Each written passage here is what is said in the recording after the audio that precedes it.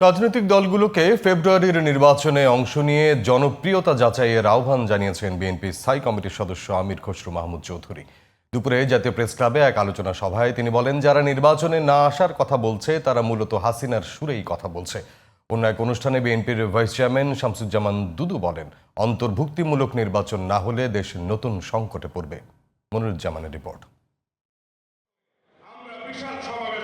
জুলাই অভ্যুত্থানের বর্ষপূর্তি উপলক্ষে বৃহস্পতিবার দুপুরে জাতীয় প্রেস ক্লাবে আলোচনা সভা করে বাংলাদেশ জন অধিকার পার্টি। অনুষ্ঠানে প্রধান অতিথি ছিলেন বিএনপির স্থায়ী কমিটির সদস্য আমির খসরু মাহমুদ চৌধুরী। তিনি বলেন, রাজনৈতিক দলগুলোর ভিন্ন মত গণতন্ত্রের সৌন্দর্য, তবে কোনো দলের দাবি না মানলে নির্বাচন হতে দেয়া হবে না, এ ধরনের বক্তব্য অগণতান্ত্রিক। ফেব্রুয়ারিতে যে নির্বাচন হবে সকলকে নির্বাচনে গিয়ে জনগণের কাছে নিয়ে যান, আপনার যত যাবে সব নিয়ে যান। আপনি ম্যান্ডেট নিয়ে আসতে হবে তো মালিকের কাছ থেকে। আপনি তো মালিক না, আপনি মালিকের মতো কথা বলছেন কেন? জোর করে কিছু করার চেষ্টা করবেন, এই মন মানসিকতা থেকে বেরিয়ে আসেন।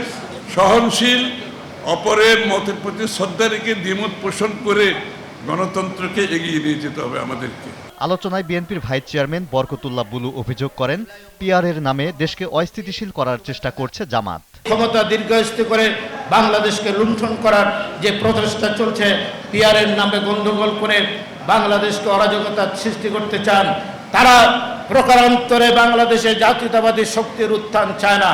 এদিকে প্রেস ক্লাবে নার্সেস অ্যাসোসিয়েশন অব বাংলাদেশের আলোচনা সভায় বিএনপির আরেক ভাইস চেয়ারম্যান শামসুজ্জামান দুদু বলেন, নির্বাচন না হলে দেশের স্বাধীনতা ও সার্বভৌমত্ব হুমকির মুখে পড়বে।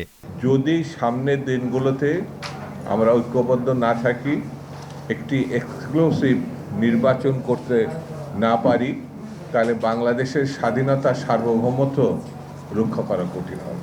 তারেক রহমান যেন দেশ পরিচালনা করতে না পারেন, এজন্যই নির্বাচন নিয়ে ষড়যন্ত্র হচ্ছে বলে মন্তব্য করেন শামসুজ্জামান দুদু।